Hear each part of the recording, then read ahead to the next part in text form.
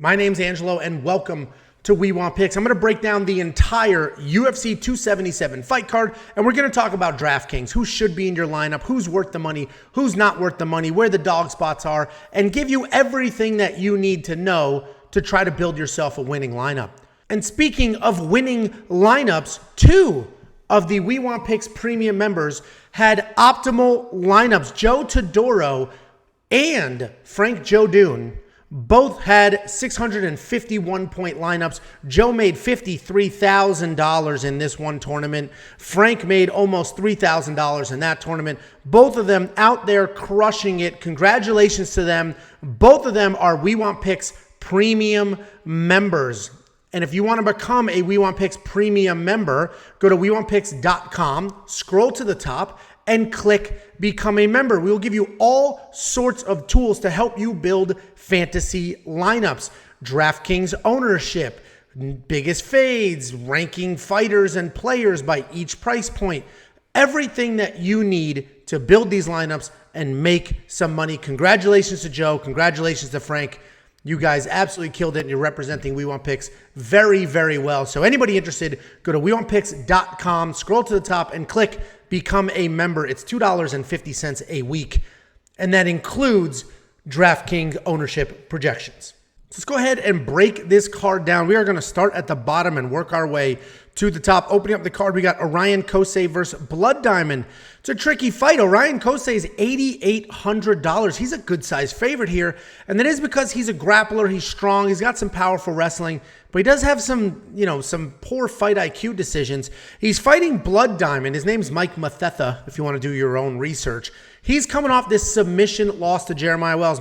He is with Izzy and Volk and all of those guys, and he's a nasty kickboxer. He's got over 100 professional kickboxing fights. He defended 3 of Jeremiah Wells' takedowns, but that 4th one got him to the ground and got him submitted. But the reality is, Blood Diamond's a very dangerous guy. Orion Kosei is a strong grappler, can most likely grind Blood Diamond against the cage, take him down, and ride out a win. So he is a favorite. I do think he wins, but I'm not going to spend $8,800, especially considering Blood Diamond, how dangerous he is in the clinches with those knees. So I'm not going to spend the money on either one of these guys. If you want Blood Diamond, you're really just going to be praying for that knockout. Then we got Nick Negumereanu taking on Ihor Pateria. Nick Negumereanu is an underdog in this spot. I love him. I'll tell you right now, $7,800. I think he should be in your lineup. He's a busy striker. He's incredibly durable. He throws everything with 100% intent, and he is just there, ready to get it done. This fight against Kennedy and Chuck Wu, we saw everything. Cage control, striking, grappling. We saw takedowns. We saw all of it. He looked great in that Kennedy fight. He had some issues with the range at first, but he was able to sort of put it together and obviously grind out that win. And he's fighting Ihor Pateria. He's making his official UFC debut. He's a solid striker.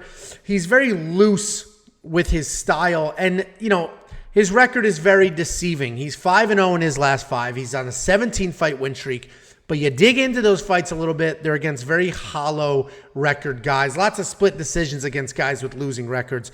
I think this is a mismatch. Obviously, Pateria is very dangerous with his hands, but I think Negumereanu has the UFC experience, is just as dangerous on his feet, and I think he can get it done. So I like Negumereanu to win, and certainly in a lineup at $7,800.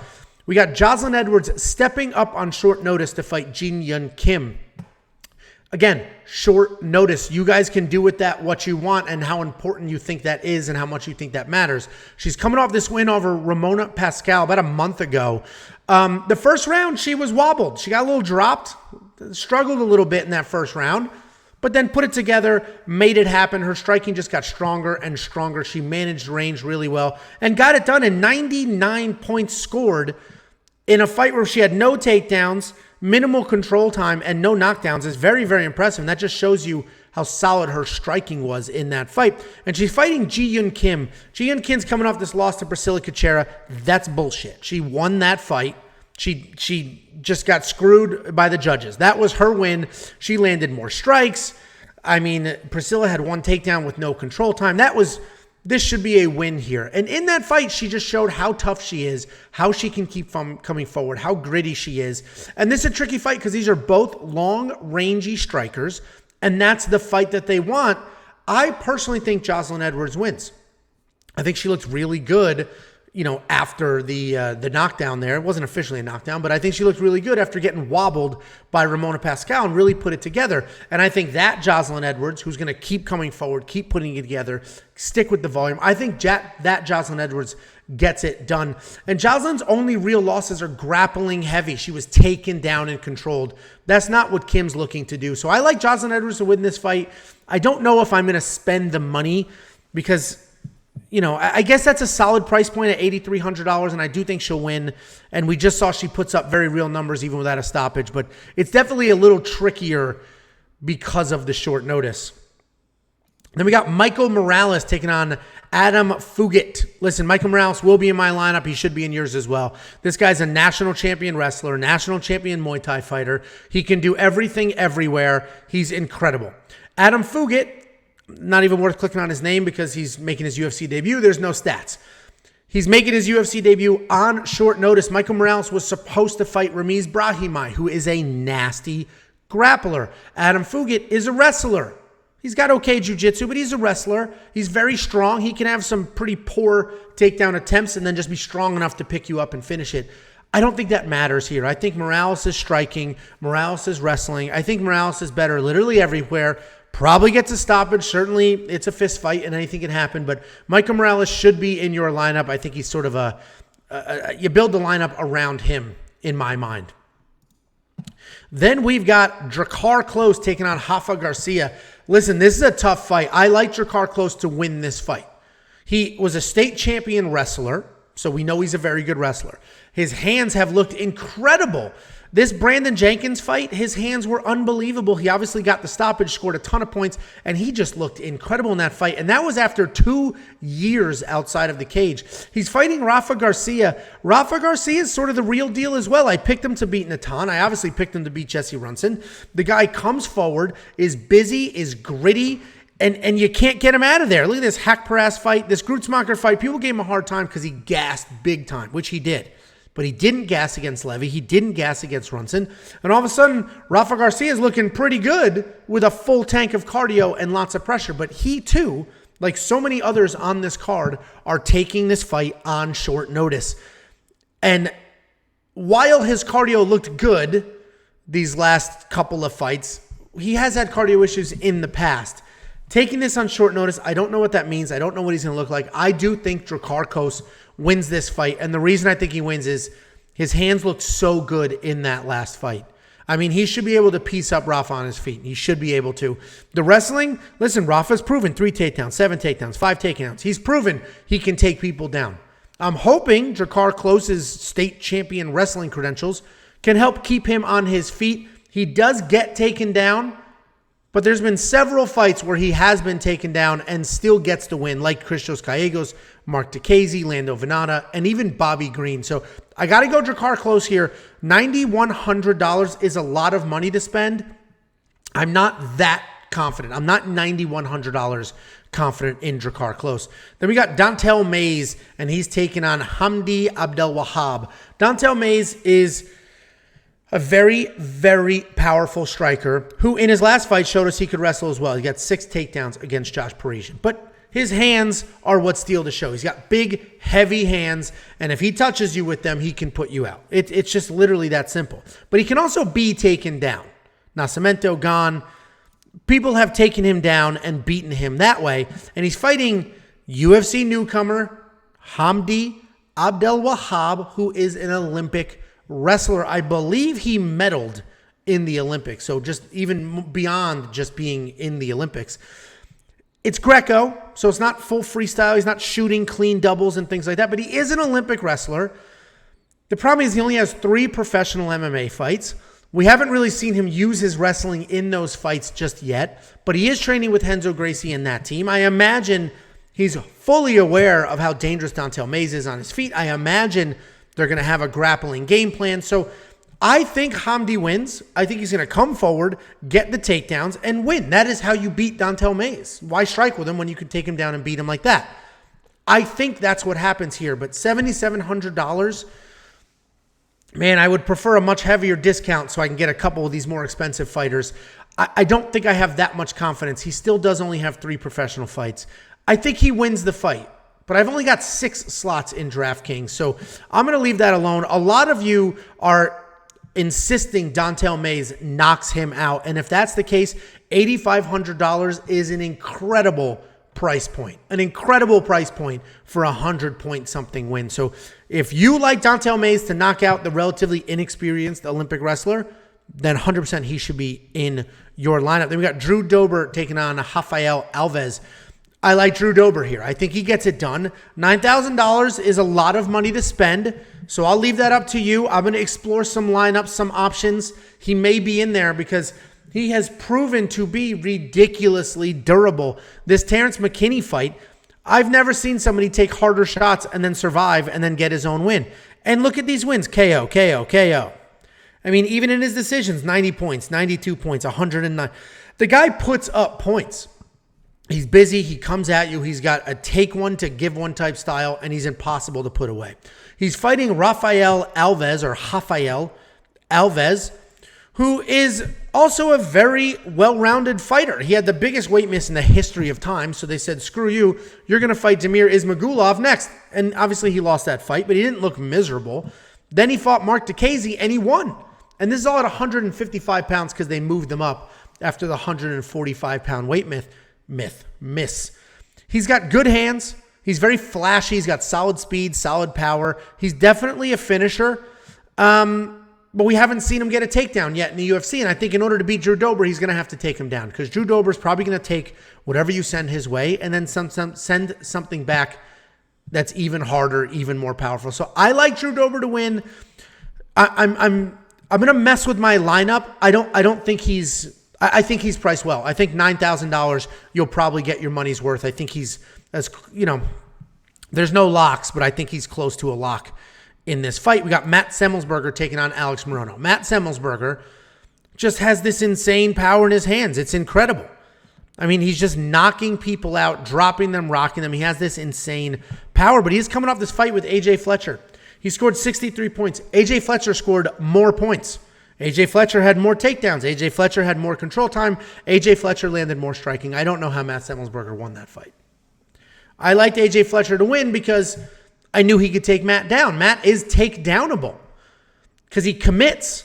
He overly commits to that power and he plants and you can drop under that and take shots. AJ Fletcher had success doing it, didn't win the fight, but he's fighting Alex Morono. I've always been high and low on Alex Morono. I've always talked about how good he is, but you just don't know what he's going to do, how he's going to show up. He's beating guys in close decisions that he should have destroyed. And, but lately, I mean, look at this streak. He's won 7 of 9. And lately, he has been showing up. He has been consistent. He has leveled off. I think Alex Morono is going to show up and beat Matt Semelsberger. $7,600 is a great price point in my mind. I will probably have him in a lineup or two because of that. And I think the wrestling is important here. He is a grappler. He can grapple. That's what he is. His striking has gotten very good and he's starting to use it more, but he is a grappler. And hopefully he saw that AJ Fletcher was able to take down Semelsberger and get some control time and exploit the overcommitments. And hopefully he'll do the same. I like Alex Morono to win. I think $7,600 is a good price point. I would have preferred a little bit more of a discount, but the dude's won 4 of his last 5, 7 of his last 9. There's only so many times that DraftKings is going to sleep on him. Then we have the main card opener. We got Magomed Ankalaev taking on Anthony Smith. This is striker versus striker. It's that clear. Magomed Ankalaev is the better striker, and he can wrestle. We've seen Anthony Smith submit people off his back. I don't think that's going to be a factor here. And just, even this win over Thiago Santos, that fight kind of sucked, man. But he had 114 points. Granted, that was 5 rounds. Ozdemir, 76, 89 Krylov, 21 Kutalaba. These are strikes, not points. The points are not great. 80 against Santos. That's not great. Not at $9,600. 77 Ozdemir, $9,100. That's not great. 82 Krylov, $9,300. That's not great. $9,400.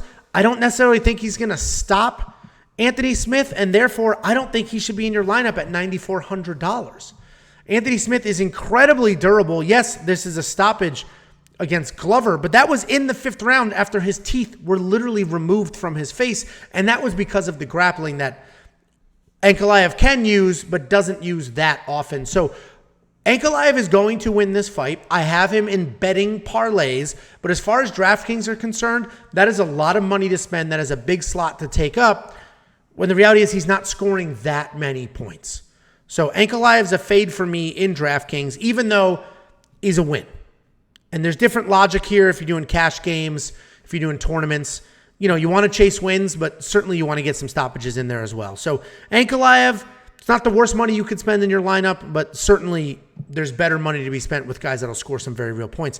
Then we got Alexandre Pantoja taking on Alex Perez. This is a really good fight. It could potentially be fight of the night. Pantoja is a really fun guy. He comes forward, he goes to work. He's got power, he gives damage, but he's also a fantastic wrestler, fantastic grappler. 99 points on Royval, 61 on Manel Kopp. That one is the one that worries me here, and that's because he could not get his takedowns going, and he was in a striking match, which he won, but he didn't score that many points. And I think this entire fight is going to come down to Alex Perez's takedown defense, because I actually think Alex Perez is going to win a lot of these striking exchanges, and then Pantoja is going to want to shoot to mix it up, to get it to a place where he thinks he can win, because he will have advantage on the ground. But I don't think he's going to be able to take Perez down, or at least not take him down and keep him down. So I do like Alex Perez to win this fight. Solid underdog at $7,500. This could be a very close competitive fight. And look what he does in these wins. Let's say it's a decision win, which is what I think it will be. We're looking at 97 points, and that's what he did against De La Rosa. 87, 100, 96. These are solid outings for a well-rounded striker who can also grapple and hang tough. So I like Alex Perez. I love his leg kicks. I do think he gets it done. $7,500 is worth having in your lineup. That takes us to the featured fight, Derrick Lewis versus Sergey Pavlov. You don't need me to tell you what Derrick Lewis is and how he fights. The guy's got stupid power. You want to take him down? You probably can, but then he can literally just stand right back up. Derrick Lewis is something else. He has the most knockouts in the history of the heavyweight division, and every time he goes out there, that's a very real threat. But if you get in his face and you don't care about the power, I'm not worried about your power, Derrick, like Gon did, Tuivasa did. He's a better hammer than nail. He can fold because he's really almost feels like he's not expecting to have people want to fight him, but he is ridiculously low volume, and he's fighting Sergey Pavlov. This guy is a striker. Incredible hand speed, also very good power. I like Sergey to get it done. I think $8,200 is a great price point, because Derrick Lewis, when he loses, he's going to get stopped. I don't think Sergey is going to worry about Derrick's power. I think he's going to stay in his face, come forward, and throw, and I think he gets it done. I think Derrick Lewis, as much as I love him and as much as he's entertained all of us these past few years, I just think the gig is up. It's like, okay, Derrick Lewis has insane power. Let's avoid the power and just stay busy so he can't throw those big power shots. So I like Sergey to win. $8,200, a very good price point for a DraftKings lineup. Co-main event is a rematch. Brandon Morono taking on Kai Kara France. If we come down here, he scored 66 points in the last win, or in the win the last time they fought, because it is a rematch. It was a 29-28 decision, and it was only separated by 9 total strikes. 9 total strikes separated Brandon Morono and Kai Kara France. Brandon Morono, former champion, but this is the only opponent he's fought in 2 years. And this draw against Figueiredo, frankly, it was a loss, because there was a point deduction for Figueiredo, and that's what made it a draw. Then he looked amazing. In this fight, this was one of the best performances we have ever seen at that weight class, let alone from Brandon Morono. And then in this fight, I think he looked terrible. The dude was dropped a couple of times, lost the striking, lost the grappling. I thought he looked bad in this fight. And that's the problem. And now all of a sudden he's switching gyms, changing his life entirely, where Kai Kara France these last few years has really put it together. Knocked out Bontorin, knocked out Garbrandt, who I get is chinny, so maybe not the greatest win of all time. But this Askar win is phenomenal. Didn't score 1,000,000 points, but but I think that's a fantastic win. He defended an insane amount of takedowns. He got some real work done, outstruck him, and just really put it together. So while both of these guys have had success since they first fought, I think Kai Kara-France has improved more, has had more success. He's going to be the better striker in this matchup. And I don't know if Moreno's going to be able to take him down. Askarov barely took him down. I forget what let's see if I have the numbers here, but Askarov is a much better wrestler, and Kai Kara-France was able to defend 12 takedowns from Askarov. So I like Kai Kara-France to get this done. It is 5 rounds. That will favor Morono as the fight goes on. I do think you should have one of these guys in your lineup because it is a 5-round fight. It is probably very competitive, very busy, very back and forth. I like Kai Kara-France to get it done. I fully recognize that Brandon Morono is awesome, is busy, is durable, and is slick. And Brandon Morono, former champion, $8,900. That's a lot of money. That's a lot of money to spend. I know a lot of you are high on him, so if you like him, go for it, because I would rather have one of these guys in my lineup than somebody in the main event. We got Amanda Nunes, the greatest female fighter of all time, in a rematch against Juliana Pena. We all know what happened last time. Amanda Nunes beat the piss out of Juliana Pena in the first round. Beat the piss out of her. It was bad. It was a mauling. And then she gassed. She just didn't expect Juliana Pena to still be there. Just didn't expect it. And then Juliana Pena was still there. She's tough as shit, kept coming forward, and Juliana Pena was able to get it done. And I think all of these wins are the problem. Anderson, Spencer, Durandamy, Holm, Justino, Pennington, Shevchenko, Rousey, Tate, Shevchenko, McMahon, all of those wins are the problem. Amanda Nunes hasn't been in a real fight in a very long time, and she just wasn't used to a little bit of adversity. She's fighting Juliana Pena again. Juliana Pena only has 2 losses in the UFC. One is to Shevchenko, the current champion. The other is to Jane Durandamy, who is a former champion at the weight class. And listen, she's not amazing anywhere, but she's good everywhere. Good striking, good grappling, ridiculously tough. And that is how she won the first fight, being tough. I don't think being tough is going to be enough to win this fight. I think Amanda Nunes going to plug the cardio holes, measure herself, and I actually think Amanda Nunes is just going to take a million shots and grapple her way to a win. If we go back to Nunes here, that's what she did against Durandamy. 8 takedowns. Against Spencer, 6 takedowns. I think she just got too excited here thinking she was going to knock her out because that's what it looked like was going to happen, and she wasn't able to, and then things changed. So I think we have a fight like this. Bunch of takedowns, bunch of control. $9,200. Listen, it sounds like a guarantee, especially when I'm showing you numbers like 126 points, 159 points. The only thing that worries me is it could be a changing of the guard. Chris Weidman, Anderson Silva. It could be that. I don't think so. I think Amanda Nunes wins. $9,200. You know, it's money well spent if you're going to get the Spencer Durandamy fight. And I think that is what you're going to get, takedowns. Because I think she just wants to be on top, slow the fight down, grind her out, and do that. Not that she's going to lose the striking exchanges against Pena, but she's not going to be able to get any breaks on her feet. So, guys, that's my breakdown. If you want full DraftKings ownership, if you want the biggest fade of the week, if you want to know our core plays, our value plays, and everything else, go to WeWantPicks.com, scroll to the top, and click Become a Member. It is only $10 a month. That's $2.50 per event, basically. And the DraftKings ownership projections alone is worth that price point. So go there, check it out, sign up. You will not be disappointed. WeWantPicks.com, scroll to the top, click Become a Member.